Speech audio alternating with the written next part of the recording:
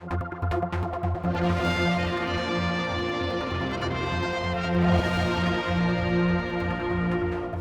as we continue looking back on events, it's quite interesting that, 10 years ago, I interviewed Sara Palmer last for Manx Radio's 50th, and that was in Jersey. It was in Jersey. It was at BBC Radio Jersey, yes. That's right. Or I was a presenter. And here we are, back in the Isle of Man.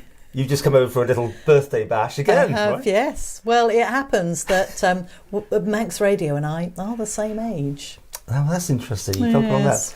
Anyway, I thought it'd be good to catch up with you because you've had a very exciting career. I'm really jealous about it because you've been able to get out there and work for a lot of broadcasting within the BBC. I think generally. Yes. But you're a floater almost. You can be 1 minute on one station, then another. Yes. And all this is emanated from bidding to be on Manx Radio, wasn't it? Yes, I mean, I think I can thank my BBC career for £120 pledged to Manx children in need. That's amazing. To be honest. Yes, so back in the year 2000, I bid £120 to go on Manx Radio with Chris Williams. He was doing the drive show at the time. Goodness. And I went back, I think, another time. And then Stu Lowe, who was the programme manager at the time, rang me up and said, will you come on? And I was like, really? You sure? Yeah. Me? Okay. So I remember the first one I did, and Chris Williams sat in the other studio. And I remember they had mini discs and CDs that you put in a case and put them in the machine. Technology. I know, and then you turned it to the number that you wanted and you had a list and everything. And so anyway, I had to play a mini disc and it wouldn't load and I just couldn't do it. So I buzzed through to Chris and he came in and he said, well, it would help if you took it out of the packet. I mean, that was how green I was. Amazing. Because I'd done technology and stuff like that when I was in the Foreign Office in my sort of first career, if you like. So I wasn't too scared about that. But, I didn't know things. So anyway, it was brilliant. And then I did all sorts. I think Manx Radio was one of those places it was that sort of culture that you would just almost put on and get on with it, sink or swim almost. Yes, absolutely. I mean, to be honest, it was a case of, could you just come and help me do this, please? Or would you mind staying, but, can you show me how to do X, Y and Z?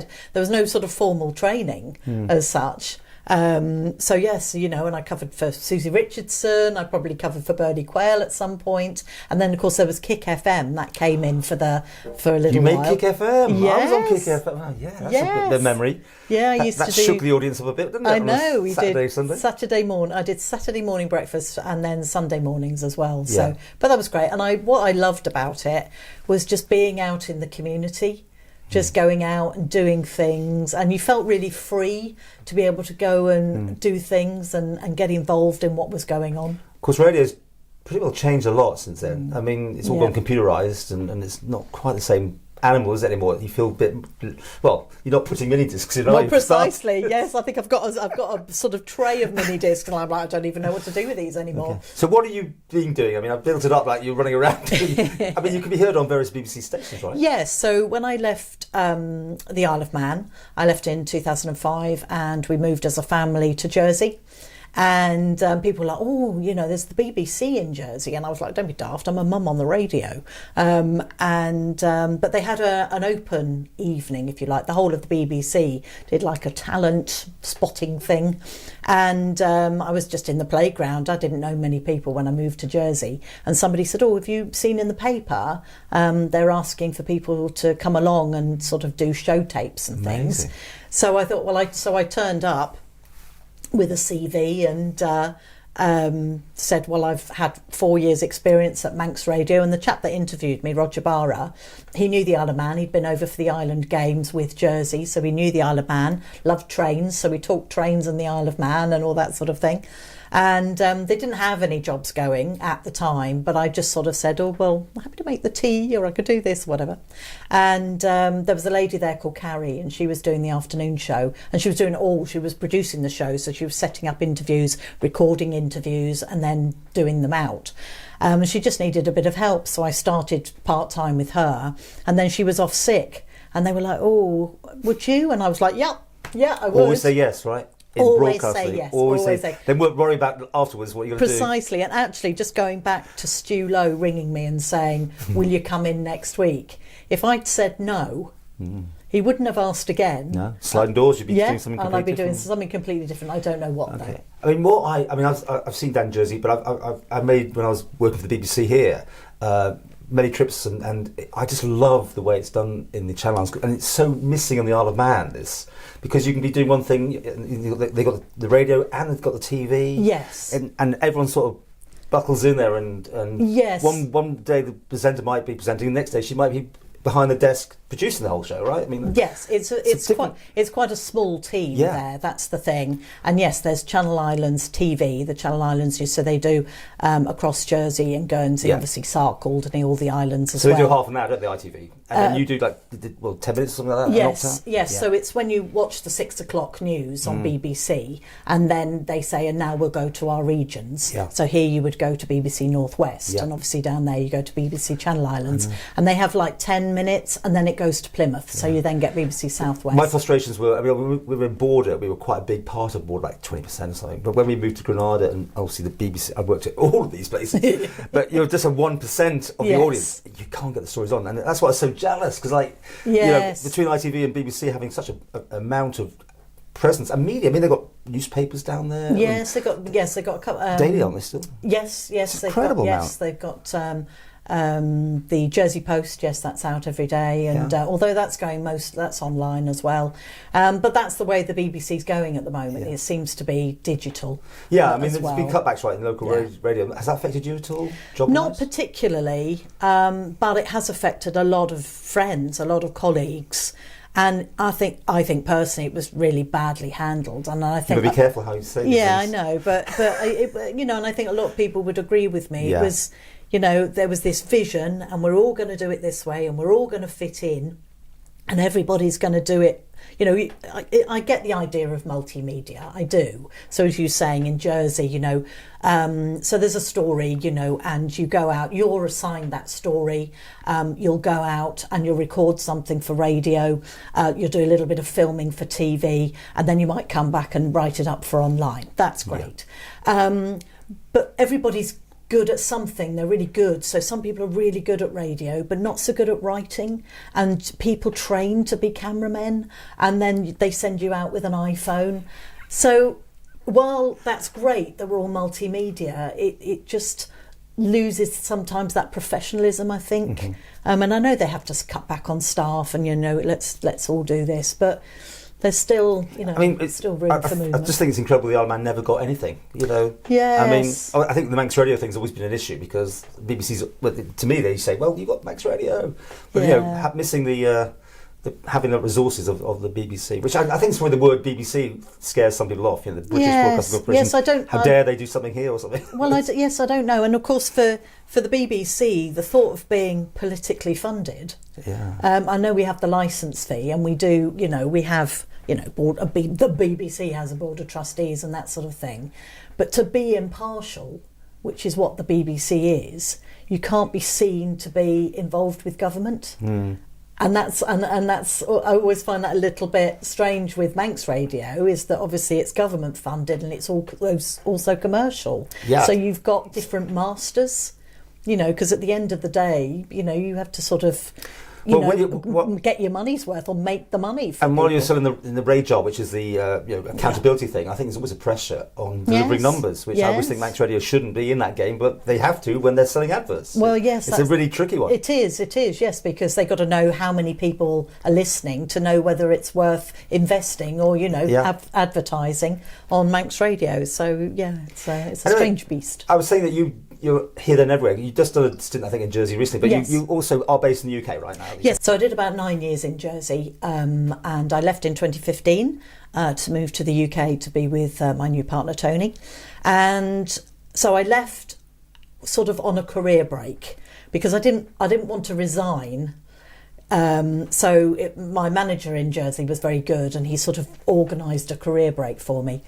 And eventually he kindly sort of emailed his counterparts in the area. So I live in Leicestershire, and sort of around there, you've got Leicester, you've got Derby, you've got Nottingham, you've got Coventry and Warwickshire, Northampton, Cambridge. So it was quite a big patch. And eventually, BBC Northampton rang up and sort of said, Oh, they found you? Yes, they were Nice. well, I think she got in touch with Matthew and said, you know that woman you mentioned? And I was like sitting on my sofa thinking, I better do some work soon. So anyway, I went to Northampton and they were like, oh, could you come and produce our afternoon show? And I was like, yes, of course. So I did that for a bit, and then they were like, oh, could you read the news? And I was like, of course, as you say yes. Yeah. And then you just go, so how does this work then? How do you do this then? What do you do there? So people are always willing to help wherever you are. People will always help you because they know more than you do. So it's always going to be good. So so I was with Northampton for, up till sort of last year, really, on and off, doing everything from producing the breakfast show for 6 months, out and about reporter. I produced Sunday mornings for about 2.5 years. I was always freelance. And then I started doing a few things. I did a stint at Oxford, at BBC Oxford. I was doing a bit of news reading, producing at Derby as well. But then I got into Leicester. And of course, that's just up the road from me, and I know the patch. I live in the area. And I've been there sort of ever since, to be honest. I mean, I last worked at Northampton a year ago, so I've mostly been at BBC Leicester. They sort of booked me 3 months in advance. But then Jersey call now and again as well. Yeah, mostly radio, by the way. Yes. But you did venture. You've done some TV. I saw you on an RNLI ship down there in Jersey, right? Yes. Well, as you say, it's a case of saying yes. It's just like, I'll do that. What could possibly go wrong? Yes, so I was there in August for 3 weeks in Jersey, and I was doing the breakfast bulletins, early bulletins, and I did afternoon Pan Island bulletins. So we do the afternoon show is now. This is where the cutbacks have come in, have they? They cut between, because obviously, I should explain. Guernsey has a station and Jersey has a station, which is, is again pretty incredible. Yeah, they were quite separate, but now it's more joining together. Yes, basically Guernsey only have a breakfast show now, and so the afternoon show is across Jersey. And then you Guernsey. network in the evening or something like that. Yes. So I was doing, and then I was covering the morning show. So I was presenting the morning show for the last week that I was there, and it was the 200th anniversary of the RNLI. And they were like, oh, you can come and film on our balcony if you want to, because we're going to have a flotilla going across St Albans Bay, and it'll be a lovely shot and blah, blah, blah. And there was a discussion in the newsroom. It's quite a small newsroom, so you can like earwig and hear what's going on. And they're like, oh, but it's 6 o'clock. We haven't got any reporters. And I was like, well, I'll go, because for a start I was camping anyway, so I didn't have a home to go to in that This is the cost of Jersey for you, is it? Yes. Having to camp. Yes, well, it's £35 a night, and you're not going to get a hotel for that in Jersey, to be fair. But it was fine, and I was like, well, I'll go, because I'll get some material for the morning show, and I can get some bulletin clips, and if you want, I can do a little bit of filming for you. Somebody said, oh, well, we've got a cameraman free. And I was like, okay. Anyway, long short of it, before I knew what was happening, I'm on a boat. And somebody said, well, if we're doing the boat, it needs to be the RNLI boat. Yeah. Fine. Why don't we do it live into the 6:30 bulletin? Because with technology, you can do that now, right? That's right. So that's what we did. Wow. So. But the thing was, Robert Hall, he's pretty well known actually. I mean, he did a lot for Network. He lives on Jersey. But anyway, so he's sort of retired, but he does quite a bit on Jersey. So he was my cameraman. Oh. But he forgot to bring the earpieces. So I had to use my own earbuds. And then I had to ring the studio. I had to ring the gallery, so they could give me cue, so I could hear what was going on. I love this sort of thing. It's much more fun, isn't it, than having millions of people around you. You've just got to get on with it. It was me and Robert. Yeah. So I had my phone call back to base, back to the studio, out to the gallery, and I couldn't hear because I'm standing on a boat on the engine, and it's quite noisy and quite loud. So Tom, who was in the gallery, I could hear him sort of talking, and I was like, you're really going to have to shout. Wow. So he did. So anyway, and he said, well, you take your cue from Charlie McCardle, who's the presenter. And I could vaguely hear Charlie. I was like, no, that's not going to happen. Anyway, so it was fine. But the only thing was, when I watched it back, he hadn't told me to go. So I was just like looking around, looking at all the boats, and this is nice, isn't it? And on the TV, they'd already cut to me on the TV. But it was fine. I did my bit, and you got a gig in the future, do you think? Well, I think that's the thing with a small place. you should be prepared to sort of just say, yeah, I'll do that, because there'll always be somebody else that says, look, I'm going out, I'll get something for your show or something. When are you going to do on Manx Radio next then? Or, sorry, we have other stations available, I should say, as well. Well, I'm freelance. It depends if they can afford me. Actually, just before you go, I see that Tyndall, the newspaper group, has the DAB system down in Jersey and Guernsey, right? Yes. To explain that, that's digital audio broadcasting. And you can put a lot of stations on it. And I think they've got like 25 stations you can listen to down there. Yeah. Here, we've got a bit of DAB, but there's Manx and Energy. 3FM I don't think is on it, but they may change that. But again, it's strange that we don't have more choice, I don't know. Yes. I mean, obviously you can pick up Radio 2 and you can get anything on the internet. Well, you can get it on your speakers, can't you? But, yes, and you can get anything on the internet now as well. Yeah. But I mean, I don't know whether they don't want anybody else or there is nobody else. It's mystery of the Isle of Man, probably, I think. Anyway, what's next for you? Long term, are you just going to keep doing this sort of thing? Or? Yes, until somebody tells me to stop. I mean, I kept sort of thinking at some point somebody will come through the door and go, what are you doing? What are you doing on the radio? But it's been 24 years now. Did you go to the BBC HQ when you joined? Because I remember going there with all these other people going, I'm going to be caught out now. No one will know, they'll know that I don't know about this. Yeah, somebody will guess. Yeah. Somebody will guess. And nobody else knows what they're doing. My upfront course and things. But I think that's the thing, you just have to be upfront. Yeah. And but I do love it. And I particularly like presenting. And I'm lucky enough actually to be going back to Jersey at the end of October to present the morning show again. So lovely. That's really nice. Because again, they don't have freelancers sitting around in Jersey just waiting to be called. Is it all speech still on? Because I know BBC Local was all speech and they were trying to tinker with that at one stage. For the breakfast, it's supposed to be, I think our remit is 60-40. Uh-huh. So the breakfast show certainly is 7 to 8:30 is all speech. Yeah. But they've started, music starts at 8:30. It depends on the station and what they feel they want to do. When you're at Manx Radio, the mandate would be still there, solid 40 minutes of speech. That's disappeared now into a mix of music and thing. Yes. I'm not sure about that. Yes, personally. I'm missing the hard news. Hard news. The sort of, holding to account and that sort of thing. I mean, that's always, I think people like to hear their politicians being held to account. That's what we do here sometimes when they talk to me. But anyway, nice to see you. Should we do it again in 10 years? Okay. That makes you 70, right? Yeah, I'll be 74 or something. It depends where we both are. But all right, let's make a date. Probably in an old people's home. Probably. No. Oh, thanks, Paul. No, me anyway. Any day now, I think I'm going to go. The stress and strain. So what would that be? 2034. Sounds like something out of film, doesn't an Orwell thing, isn't it? Goodness. They talk about 1984 was like so far ahead. But anyway. Well, if you want to hear you, mostly you should tune into which BBC? Radio Leicester. Or yes, but Radio Jersey at the end of October.